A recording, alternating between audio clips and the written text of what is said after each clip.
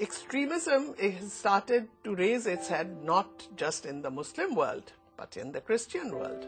When you think about it, we are born to the religion. We don't select our religion. And yet, more wars have been fought in the name of religion.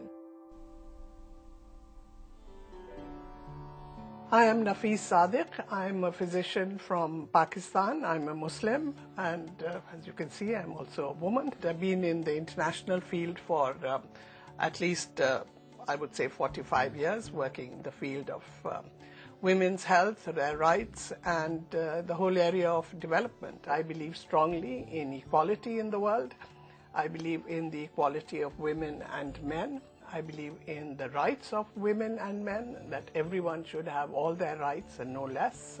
The more I reflect on this polarization between the West, so to speak, and the Muslim world, I start to think that the basis for all this is really a lack of understanding and knowledge, and we really need to give more attention to human security, to individual needs, and all members of a society must feel that they have equal access and that they will get justice, because justice and law are not necessarily the same thing.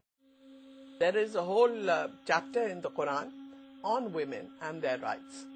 And if you gave women their fundamental rights as listed in the chapter on women, which is the right to education, the right to own your property, the right to work, right to decide who you will marry, you have all your rights, because then you will exercise everything else in that context. You don't need any other rights. But that's not very well known, and I was just fortunate that I had a father and a mother who believed in educating their daughters as well as their sons. But unless you have that education, you can't be economically independent, you can't participate in this whole globalized world.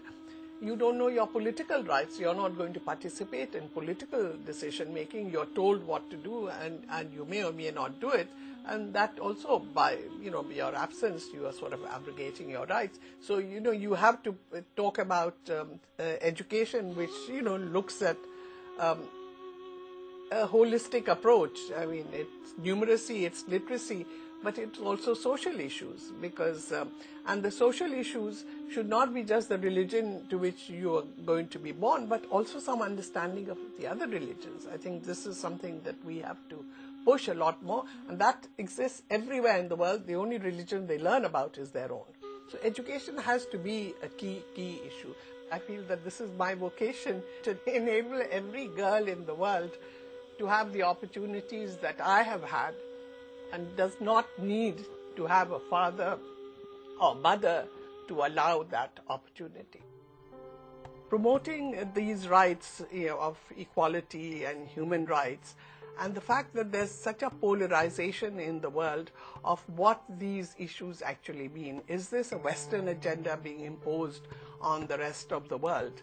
And I want to work here to show that the agenda we have is a common agenda. In the Muslim world, there are a lot of voices which are calling for more tolerance and more dialogue, but also saying that don't marginalize us and don't make everyone feel that because they are Muslim, they should be somehow embarrassed or ashamed of themselves.